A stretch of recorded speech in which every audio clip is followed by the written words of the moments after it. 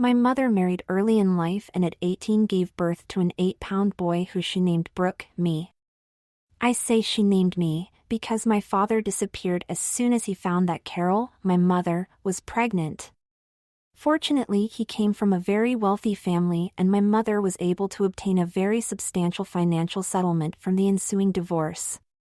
She herself came from a very rich family and inherited all their wealth on their premature deaths when I was only 2 years old.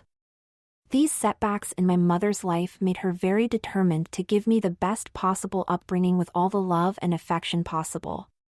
My mother is very attractive, with a slim figure, pert firm breasts, a narrow waist, long slender legs and is 5'8" tall. Her raven hair is the crowning glory. She always turns heads wherever she goes with her good looks and the fact that she is always perfectly groomed and dressed in the very latest fashion. She exudes femininity and enjoys a personality that matches her good looks. Many men have vied for her affection, and whilst she enjoys a large company of friends, since her divorce she has always turned down the many invites for a relationship, explaining that she is dedicated to bringing up her offspring, Brooke. We live in a lovely country house in Oxfordshire and I have always been educated at the best private schools. Mother and I enjoy a very close loving relationship and she has always been totally open with me and shares everything with me. Mother has never worried if I walk into her bedroom and she has no clothes on, and similarly she will often come and ask me something when I am having a bath. I absolutely worship my mother and cannot do enough to please her and will assist in any way I can to make her life more enjoyable. She in turn involves me with everything she does. For this reason, I suppose it was inevitable that I am somewhat effeminate. I am sometimes teased at school, but I don't mind as I know it is true and people soon stopped teasing me when they found I was not hurt or offended. In contrast to Mother, I have really blonde hair and a very fair complexion. I have always been slim and have similar features to my mother. She is always teasing me, saying I would make a very pretty girl. I play up to her teasing by reacting with female gestures and walking in an effeminate way, whilst saying, "Do you really think so?" We often laughed together at this game. By the time I was 14, Mother always took me with her when shopping and always valued my opinion when she was selecting clothes or buying a new lipstick or nail varnish. She would always consult me before changing her hairstyle. She tells me that I have very good taste, and this coming from her is praise indeed. For my part, because she really does appreciate my opinion, I make an effort to be up to date with fashion trends and styles by reading the various women's magazines that are always around the house. This, of course, leads to Mother teasing me more by asking if I am looking out for a new outfit for myself. I am always up and dressed before Mother and most days take her a cup of tea in her bedroom when I hear her come out of the shower. I then sit on the bed and chat whilst she dresses and puts on her makeup. She often asks my opinion on the outfit she intends to wear that day, sometimes what underwear she should wear with a particular outfit. This always leads to some teasing. "I am sure you would look pretty in these panties," she would say. "What a pity they are not my size," I would reply, which makes us both laugh. I love watching Mother put on her makeup as we chat. She knows exactly how to show off her features at their best, by the skilled use of her makeup. She skillfully shows off her cheekbones, shapes her eyebrows, highlights her eyes and emphasizes her eyelashes, to making a beautiful woman stunning. "You like watching me put on my makeup," she said to me one day, shortly after I turned 15. "Oh yes, Mother, because I sit here and admire the skillful way you draw attention to all your best features. You are so attractive, yet when you have finished, you are absolutely stunning. No wonder every man in the county vies for your affection. Would like me to do your face and bring out your best features, using my makeup skills?" she asks with a cheeky smile on her face. "Now stop trying to make me into a girl again," I laughingly reply. "Sorry, I was only teasing, as you know. But joking apart, you have such blonde features, with your beautiful hair, but you also have such blonde eyebrows and eyelashes, it makes your face look somewhat flat and featureless. Would you let me show you something that may improve your appearance?" "Okay, as long as I don't look like a drag artist. Mom actually squealed, "Oh, come and sit here," she said, patting the dressing table chair. I sat down with my back to the mirror. Mom then proceeded to treat my eyebrows and eyelashes in some way that I could not see. After a few minutes, she pronounced herself satisfied and turned me to look in the mirror. There could be no doubt that the effect really lifted my face and gave it much better features. Mother had applied a dark brown color to my eyebrows. She had pulled out a few stray hairs, which gave my eyebrows better shape, but a natural one. She had applied the lightest black mascara, which just colored my eyelashes, without thickening them. Again, the appearance was quite natural. Mom, I was quite sure I would have to rush to the bathroom and wash my face, but I have to admit no one meeting me for the first time would know I was wearing makeup. You are so right that it makes my face animated instead of bland. Does this mean you will keep it on today? Do you know, I wonder what people will say at school. They did notice at school and asked me why I was wearing makeup. I just told them I was fed up with such a bland, featureless face. Surprisingly, everyone seemed to accept this. When I got home, Mother was out at one of her charity days. I went to my bedroom and there on my dressing table was a bottle of mascara, mascara brush, eyebrow pencil, eyebrow comb, makeup removal solution, cotton pads, and a video entitled "How to Apply Eye Makeup." I smiled. Very thorough is my mother and determined to get her way. I played the video in my room and spent the next hour removing and reapplying the eyebrow color and mascara. Satisfied I could do the job as well as Mother, I went to prepare supper, as I do when Mother is out for the day. From then on, I applied makeup to my eyebrows and eyelashes every day. It soon became as much of a routine as cleaning my teeth. A few weeks later, I was in Mother's bedroom, as usual, in the morning chatting away. She was painting her nails a lovely shade of burgundy. "Mother, you have the most beautiful hands, and the way you manicure your nails and the color makes them so pretty," I told her. "You have hands similar to mine. Come over and I will treat your nails to look like mine," she suggested. I was happy to accept the offer and Mother spent time shaping my nails and buffing them up, treating the cuticles and adding creams to smooth the skin around the nails. "I could paint them a pretty shade of pink to enhance the look, if you would like," Mother suggested. "No, Mother, I am more than happy at the improvement to the look of my hands, and knowing you, I would end up with bright red nails, not suitable for a boy." "Such a shame," Mother replied with a grin. "You see, as I have said before, you would make such a pretty girl." All joking aside, Brooke, can I ask you a favor? "Sure you can, fire away, but the way you said that, I do not guarantee I will comply. You have such beautiful blonde hair, it would show off so much more if you grew it long. Many guys your age have long hair. It would make me so happy." I smiled. "I like to make you happy. My hairdresser is going to miss me for a while." Mother's little squeal again, and she got up and hugged me. "I love you so much," she said. "One thing I learned today, if I do something that really pleases Mother." She lets out that excited little squeal. I determined to regularly hear that little squeal. When I got home from school that day, I found a bottle of shampoo, a bottle of hair conditioner, and a new hairbrush in my bathroom. In addition, on my dressing table is a manicure set, nail hardening solution, and natural opaque nail polish. As always, my determined and thorough mother leaves nothing to chance. From then onwards, I always used the shampoo and conditioner when I washed my hair and vigorously brushed it until it shone. I carefully manicured my nails, which soon looked elegant and, dare I say, pretty. Within a few months, my hair was long enough to put in a ponytail.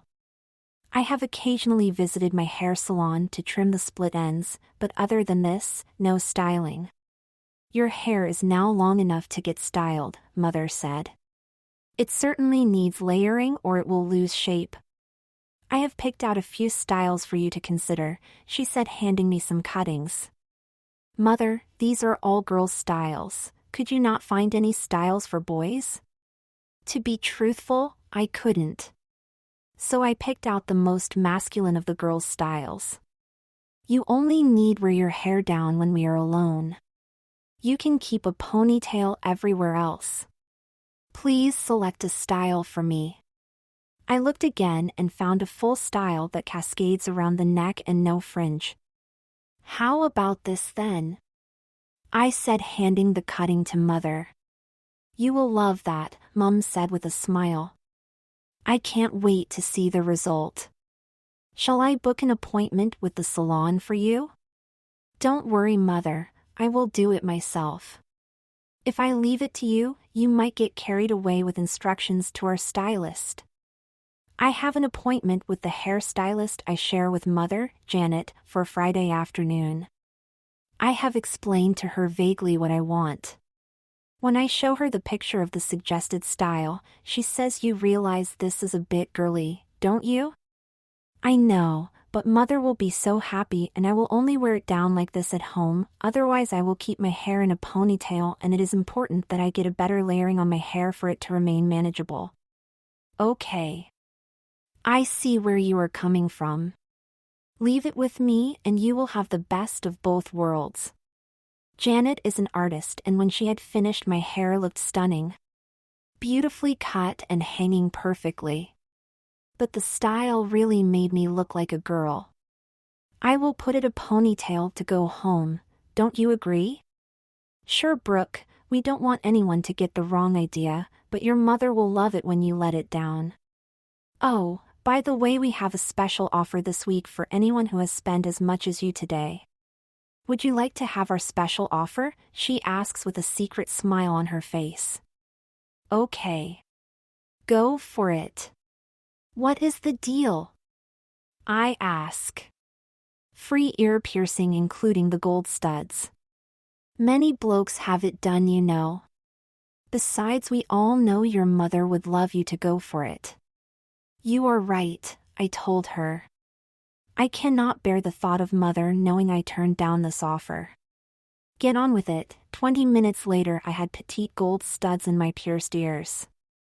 As soon as I got home, I took the band off and gently combed through my hair so that Mother could see the new style. In truth, I love the look, but I could never wear it out with my friends or at school. When Mother got home, she went, as always, to her bedroom to freshen up before joining me in the lounge. She took one look at me and out came that little scream. Oh, darling, your hair looks gorgeous. Thank you for indulging me. You could still be a pretty girl. She sees the look on my face. You know I am only teasing you, but then again, oh my gosh, you have had your ears pierced. So pretty. We both laugh. Whenever there is no one about, I wear my hair down. Mother loves it. In truth, so do I, but I would never admit it. In a ponytail, I just look my normal, somewhat androgynous self. A germ of an idea is developing in my mind, and I finally map out a course to present my idea, which will culminate on Mother's birthday at the end of August. I have now finished school, having completed my GCSEs, and intend to study for A-levels at a sixth form college nearby. With no schoolwork, I do a lot of research on the internet to enable my project to work. The amount of information available is staggering, and I am now confident that I can pull off my idea. Firstly, a trip to town and a visit to the cosmetics counter at a big departmental store. A very pretty, smartly dressed assistant asks if I need any help. Oh yes, thank you. Can you please advise me of latest fashionable shades for nail polish? Certainly, here are the 3 really up-to-date shades at the moment. She puts 3 bottles in front of me. Is this for your girlfriend? She inquires. No, actually it is for me. She shows surprise. May I explain why?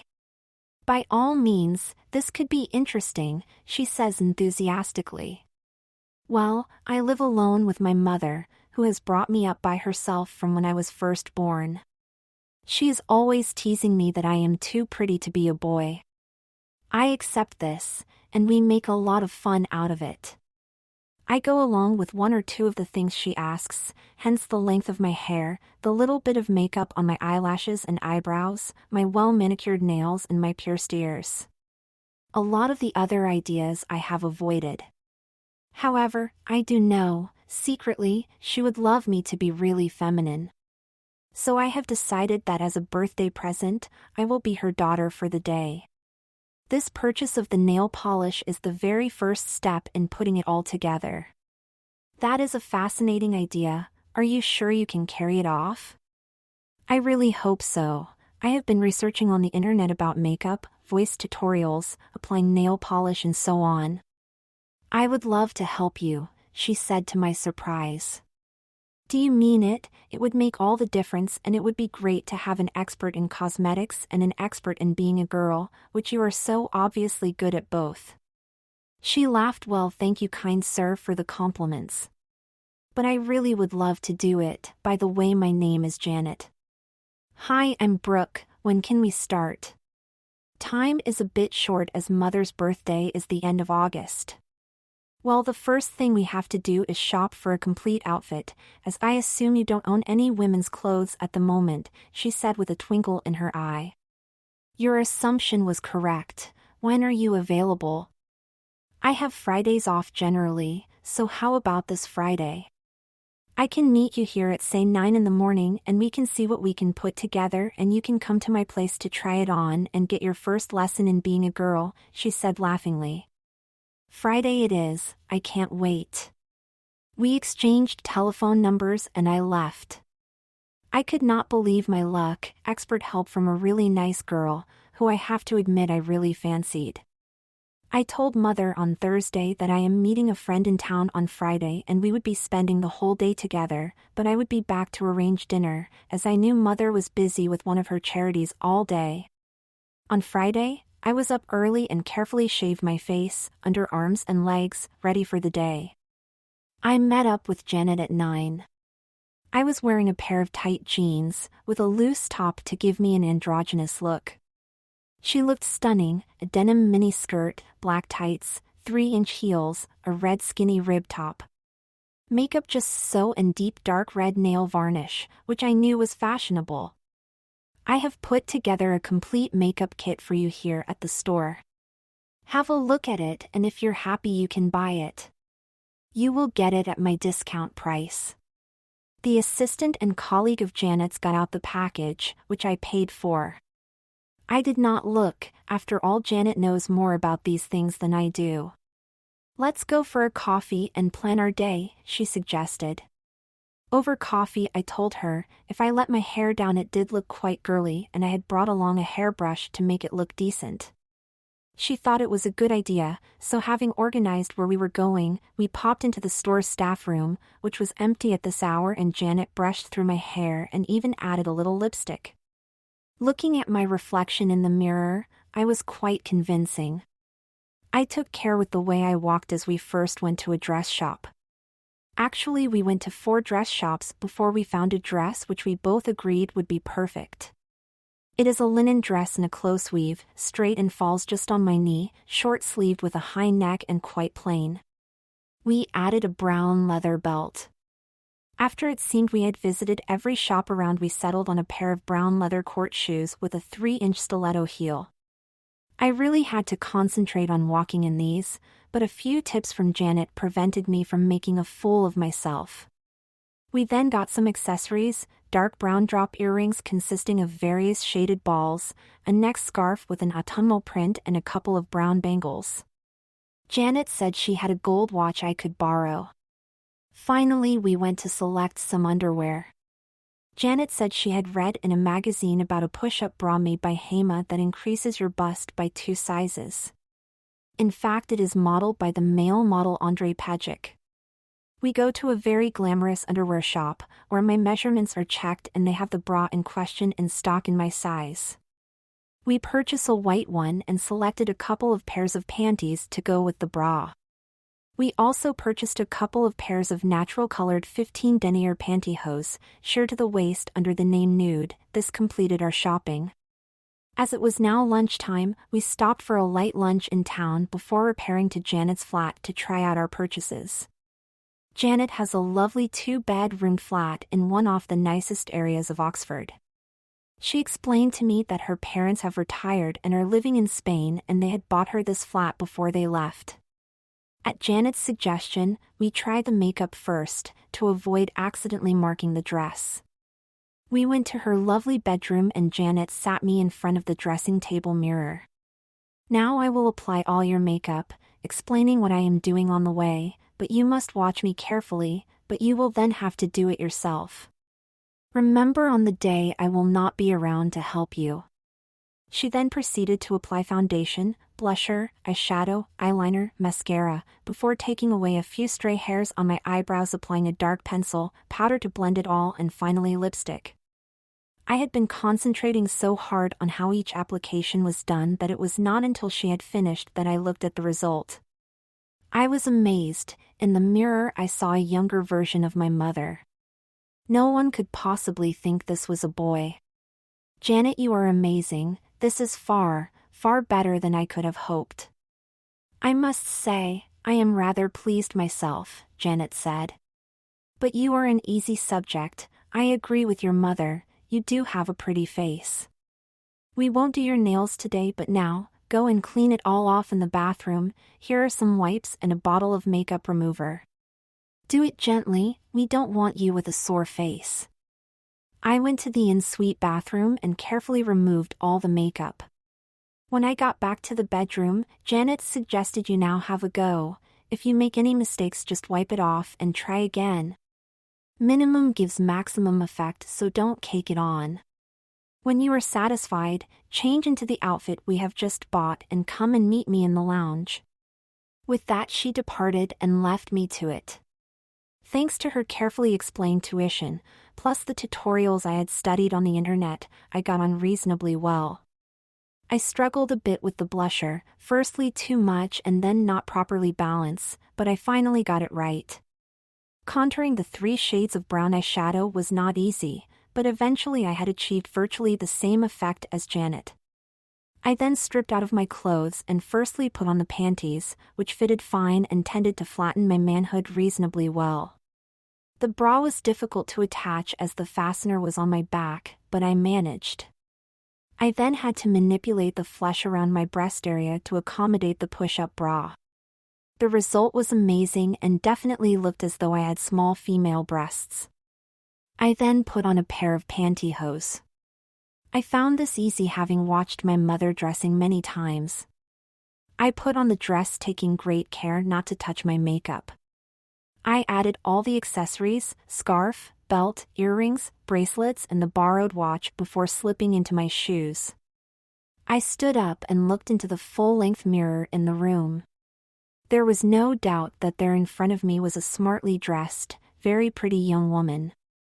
But what struck me was not this. I felt suddenly utterly relaxed, confident, and more comfortable with myself than I can ever remember. Weird.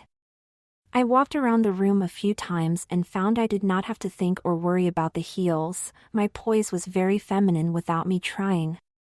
I love the way the dress felt, and pantyhose are so silky rubbing against the dress. I walked to the lounge and posed in the doorway for Janet. Her eyes nearly popped out of her head. "This is amazing, walk around the room, and let's see how you get on." I walked around the room as if I was a model at a fashion show. "You have been holding back on me, you have been doing this for ages." She grinned. "Not true, I assure you this is the very first time I have ever tried a dress or skirt in my entire life, let alone heels. It's just that when I put on the outfit, it seemed so natural to walk and poise this way, I did not even notice I was wearing heels." There was a long silence with Janet staring at me. "Where did that feminine voice come from?" she asked. I did not realize, but this is the feminine voice that I had been learning on the internet. It seems that when I dress as a woman, all these things seem to happen naturally. Janet smiled. "Let's have some tea on the patio. I think you should get comfortable with what you are wearing, although so far it does not seem any problem." We had tea on the patio. I remembered to smooth my skirt as I sat down and kept my knees close together when I crossed my legs. Although I would not admit it, I really loved everything I was wearing. A dress is so much more comfortable than trousers, and I secretly adored my pert little breasts. Gosh, is that the time? I have to get back to make dinner for us at home. I will have to fly. I got up and Janet caught my hand, turned me round and kissed me hard on the lips. I had no problem in responding and held her tight while we deeply embraced. I fancied you from the moment you walked to my counter earlier in the week. I don't know why, but dressed like you are now makes me weak at the knees.